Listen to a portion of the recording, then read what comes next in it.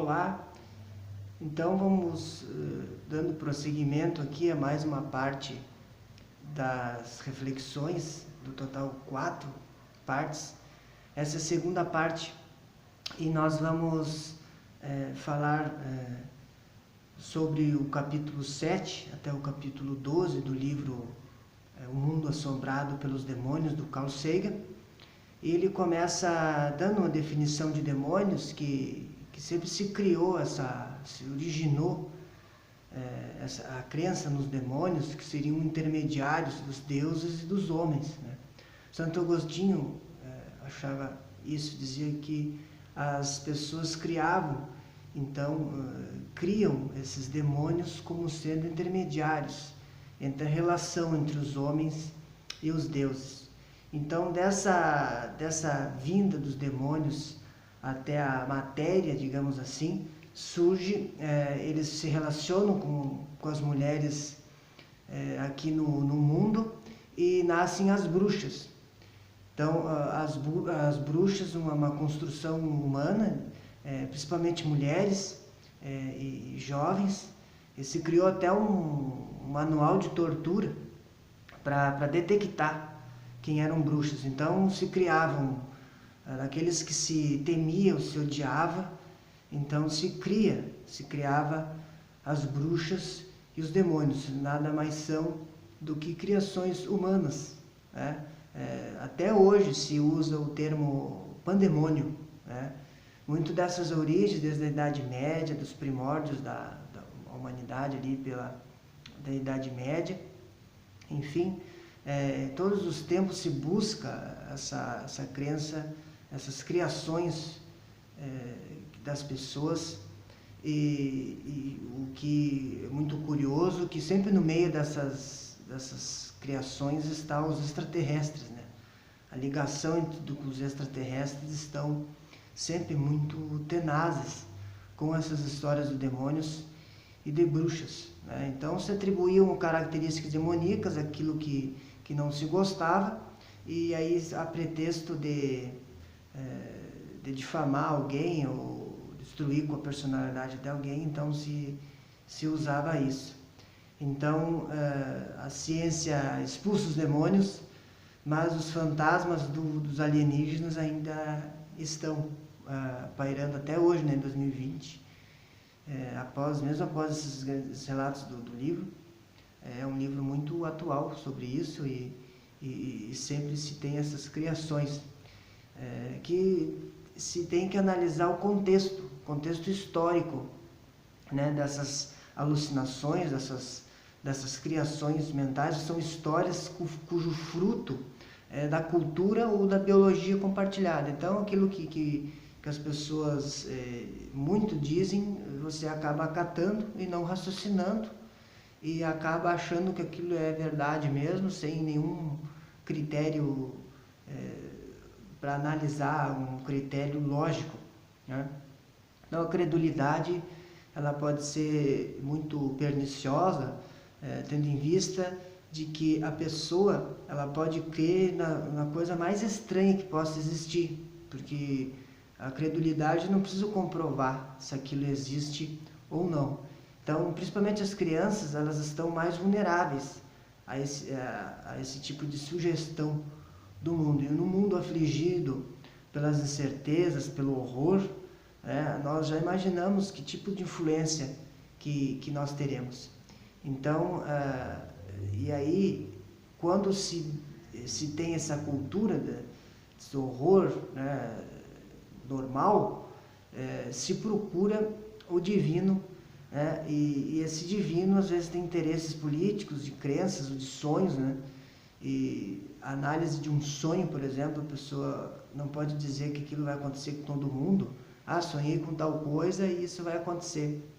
Na verdade, hoje a neurociência já nos mostra que cada sonho tem a ver com aquela pessoa em particular, que cada pessoa tem uma maneira de pensar e uma maneira de criar situações inimagináveis na cabeça da pessoa. E não se pode generalizar, então, fazer um tipo de um almanaque dos sonhos, porque para cada pessoa o sonho tem uma relação diferente.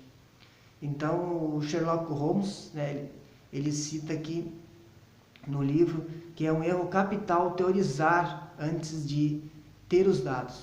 Então, você não analisou, não teve os dados para comprovar e fica generalizando. Então, isso é um grande... essas informações, elas devem ser sempre analisadas. Se aconteceu para um, não quer dizer que vai acontecer para outro. Então, nós podemos nos enganar com algum fato, porque nós temos as nossas memórias, elas podem ser influenciadas por outras pessoas, modificadas por algum acontecimento na nossa vida. Nós podemos nos confundir no que a gente lê, no que a gente ouve, então, ou por vontade da gente em contar uma boa história. Então, nós temos sempre que analisar todo tipo de informação. Esse é o ceticismo que o Carl Sagan menciona. Então, os relatos ao pé da letra nunca devem ser tidos como absolutos. Nunca devemos analisar as coisas ao pé da letra. O que está escrito na Bíblia é uma história, um mito, de acordo com aquele povo, com aquela cultura que se tinha na época e daquele grupo que acreditava naquilo. Mas cada grupo vai ter a sua análise, a sua versão da verdade. Então, ou pode ser criações das pessoas, ou pode ser deixas dos próprios interlocutores, que é quando a pessoa vai te induzindo a dizer o que ela quer. Isso pode acontecer também. Então, tem dois casos interessantes. Em 1960, em Moscou,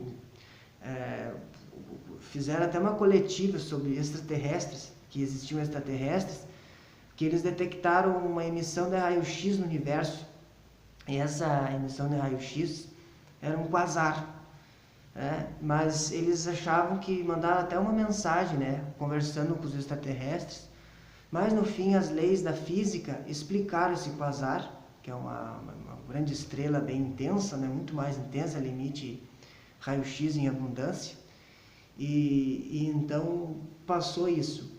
Em 1967, os britânicos, eles não fizeram a coletiva, mas eles também detectaram uma fonte de raio-x no universo. Depois que eles foram ver, comprovaram que era um pulsar.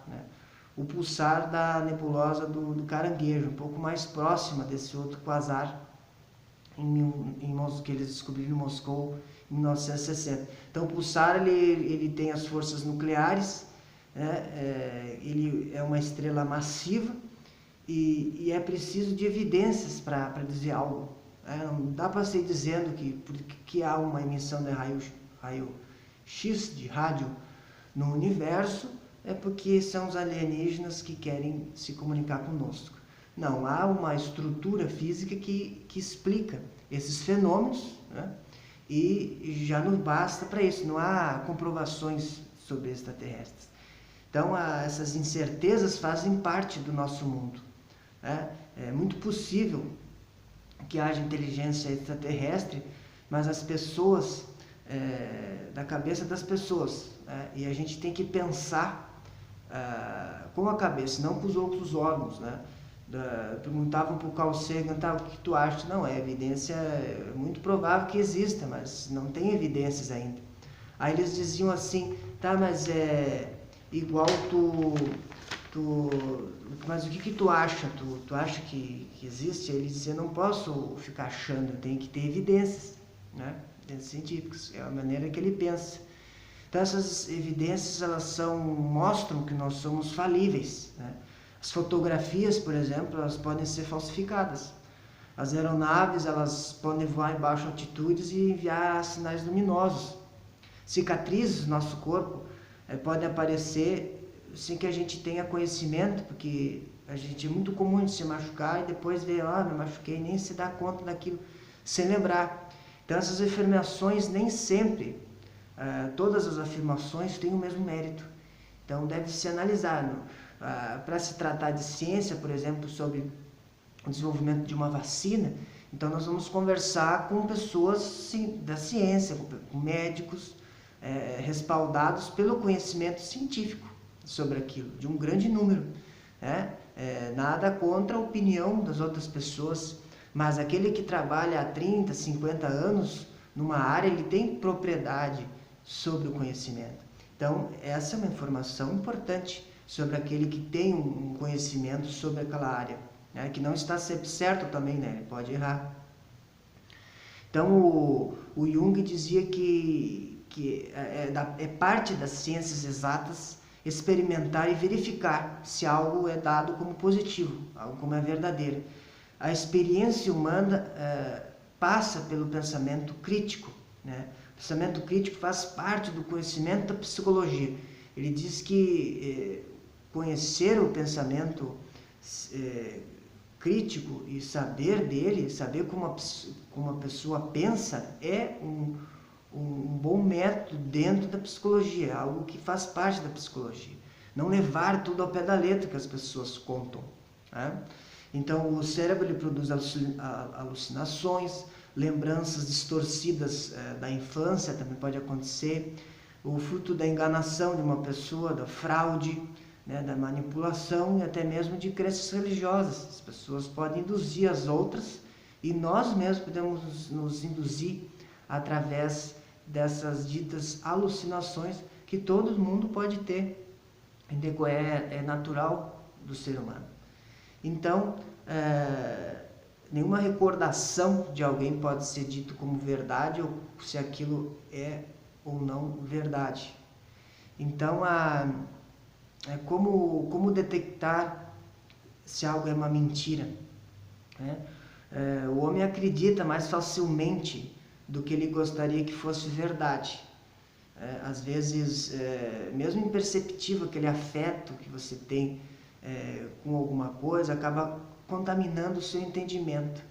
Então, é muito produtivo ter uma análise, tentar ter uma análise parcial. Obviamente, a ciência, conhecer a ciência, conhecer a natureza, nos dá muita alegria, muito prazer em conhecer, né? Mas nem por isso eu vou querer que tudo que eu ache seja verdadeiro, né? Porque nenhum argumento humano ele circunscreve o que a natureza tem a nos revelar. Sempre a natureza tem algo a nos dizer.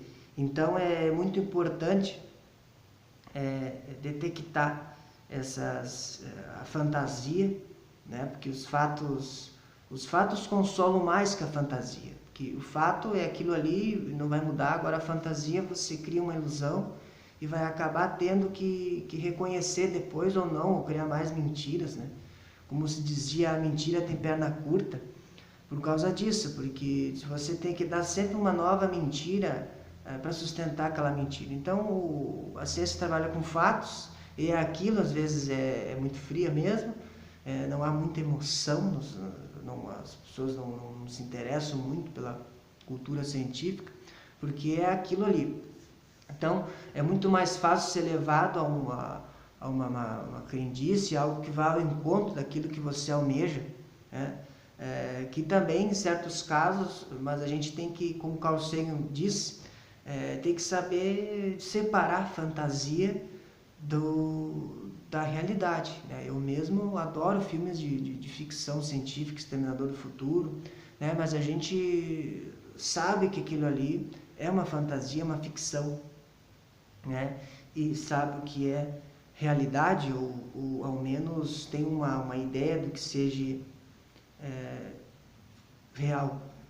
Então, ao ler uma bula do remédio, um cereal que tem mais vitamina, né? O anúncio da TV, qual é o melhor, né? É difícil alguém ter essa análise. Tomar um refrigerante, por exemplo, por que está atrás de um anúncio, de uma propaganda de um refrigerante ou de alguma coisa que se queira vender, né? Há um estudo do comportamento sobre daqueles que estão vendo a propaganda. Então, eles vão direto numa zona do cérebro onde lida com a emoção. Então, você vê aquilo e, vou tomar um refrigerante. Está com sede, toma um refrigerante. Então, você nem questiona aquilo ali, é uma credulidade. Você está acreditando naquilo ali, sem pensar, mas será que o refrigerante realmente vai matar a sede? Ou será que um copo de água não é mais válido, né? Mesmo que seja um copo de água a temperatura ambiente, será que ele não vai ter resultado melhor com a minha sede. Então são esses recursos que se utilizam-se, né, se utiliza essas fraudes, essas lacunas aí, dessas inverdades para ludibriar. Ele fala, traz vários casos no livro, né? Então o argumento racional é identificar quando algo é fraudulento ou falacioso. Então fatos e evidências têm que ser analisados sob todos os pontos de vista, né? Porque é como um espelho, né? Cada área é um pedacinho do espelho. A área física, a química é um pedacinho do espelho, a biologia também é um pedacinho do espelho. Então, se você juntar todas essas partezinhas do espelho, você vai ter uma noção mais real sobre o mundo, né? Do que uma área só do conhecimento. Uma área só do conhecimento é muito pouco, né? É muito pouco para revelar a vastidão da natureza, né? Então, tudo isso é muito intrigante, tem que ser intrigante para nós, de buscar as evidências, de saber que nenhum argumento representa a totalidade da natureza, né? E que como que a gente pode pensar cientificamente. Então, estabelecer que não há argumento de autoridade, nenhuma pessoa tem autoridade no argumento mais do que as outras. Quanto mais hipóteses você estabelecer, melhor. Se você tiver testes para testar, para avaliar se aquela hipótese pode ser inválida ou não, isso também é bem eficaz, né? As hipóteses eficazes que o Carl Sagan fala no livro, para que ela não possa ser rejeitada, porque ele disse, se você não formular testes para rejeitar a sua hipótese, outras pessoas vão fazer. Então é importante que você mesmo faça, se prepare para isso, até para você ter certeza se aquilo é verdade ou não, né? Se tem veracidade. Que quanto mais você embater com essas hipóteses com outras hipóteses contrárias e ela se manter, é porque é um bom caminho, né? Então a quantificação também, se você pode medir aquilo que você tem como hipótese, melhor, é a quantificação, porque aquilo que é qualitativo, o qualitativo é aquilo que não pode se medir, a nível qualitativo, dá mais margem a dá margem a muitas explicações diversas, isso pode destoar de um fim útil daquela questão. Então a quantificação, a medição também é muito importante. E todos os argumentos que você faz devem ser um elo. Se é um argumento que vai contra você, então você não diz ele. Você usa todos os argumentos que formam um elo de ligação para aquela hipótese que você escolheu. Hipótese mais simples, você escolhe sempre a mais simples. E é importante também dar oportunidade para outra pessoa que está te vendo repetir aquele raciocínio, ou seja, por medição, né? Então foi o Francis Bacon que falou que a argumentação nenhuma argumentação de nenhuma pessoa é sempre suficiente para descrever a sutileza da natureza, que a natureza ela é algo mais amplo e como já mencionei antes, né, o livro menciona, nenhuma representação da natureza nas áreas da biologia, química, matemática, física vão descrever toda a natureza, todos os mistérios. É sempre outros mistérios a descobrir, isso que é o fascinante dentro da ciência, né? Ontem estava estudando sobre a matéria escura e a energia escura. 76% do universo é energia escura e nós sequer sabemos o que é. Então esse é um grande mistério, uma grande incógnita para daqui décadas na frente se estude sobre a energia e a matéria escura. Primeiro vai ter que estudar a matéria escura, que é algo que está mais próximo de nós, que é 20 e poucos por cento também. A gente conhece uns míseros 5% dos átomos, dos quarks, dos elétrons, dos prótons que existe. Então é muito mistério, não há uma definição da energia escura. Talvez no futuro a gente possa ter uma aproximação dessa descoberta. É um campo, é um outro elemento que tem cessado, não se sabe. Então, vai ficar para as futuras gerações aí, né, descobrir o que é. Então, há um kit, o Sagan fala, Carl Sagan fala do kit para detectar falácias, detectar mentiras, que ele cita vários ali, eu peguei alguns só para não ficar um vídeo muito longo, o ad hominem, que é quando a pessoa ataca a pessoa em vez de argumento. Então, olha lá, a pessoa é vegana e é um cientista vegano, então por isso que ele não pode falar nada sobre vacinas. Não tem nada a ver uma coisa com a outra, né? Se ele ser vegano ou não quer dizer nada sobre o que a pessoa fala sobre vacinas, e sim pelo que ela estuda e pelo que ela faz. Então, esse é a falácia ad nominem, né? Argumento de autoridade, como eu falei antes, né? A pessoa lá falou, fulano de tal, o presidente de um país falou tal coisa, e aquilo ali, pronto, não se discute, né? É o argumento de autoridade, isso não é usado para procurar uma verdade, para construir mentiras, né? Apelo à ignorância, quando você fala, se não foi comprovado que não existe discos voadores, então eles existem, né? Observem bem, né? Eles não foi comprovado pela ciência que não existem discos voadores, então eles existem. Então é o apelo à ignorância, né? Ele faz o contrário, né? O que tem que provar é a existência dos discos voadores, não a ciência tem que provar. É que nem a ciência tem que provar Deus. A ciência não tem nada a ver com isso. A ciência não tem que provar Deus, né? Deus está numa dimensão humana que está fora da ciência, né? Aí, se a gente falar de espiritualidade, sim, tem cientistas de posse da tal espiritualidade, porque a espiritualidade não está ligada à crença religiosa ou não, é aquele que aprecia e admira cada descoberta nova da ciência, né? Viver a vida da melhor forma possível aqui na Terra. A dicotomia também, ou você ama o país ou você o odeia, também a dicotomia, por que não tem meio termo, por que eu não posso ser o meio termo, ou o do outro, um pouco do um pouco do outro, né? Então, essa é a dicotomia. Também é uma maneira de inventar mentiras ou falácias. Daí, em 1953, se faz uma pesquisa sobre a fumaça do cigarro, e em 1974, a questão do freon, que se misturava a camada de ozônio e provocava o buraco, né? Então, todos esses dois casos dessas pesquisas, que eram científicas contra a do cigarro, ele diz que produziu um novo elemento menos danoso às pessoas. Estatisticamente, só aumenta o número de pessoas que morrem em virtude do cigarro, né? Ele dá uma estatística em 2020, seriam 10 milhões de pessoas mortas pelo cigarro.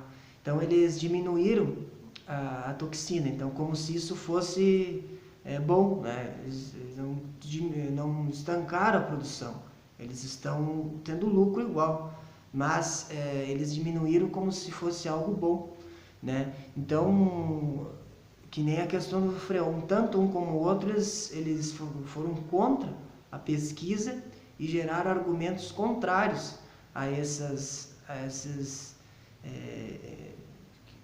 benefícios que seriam da extinção desses elementos para as pessoas.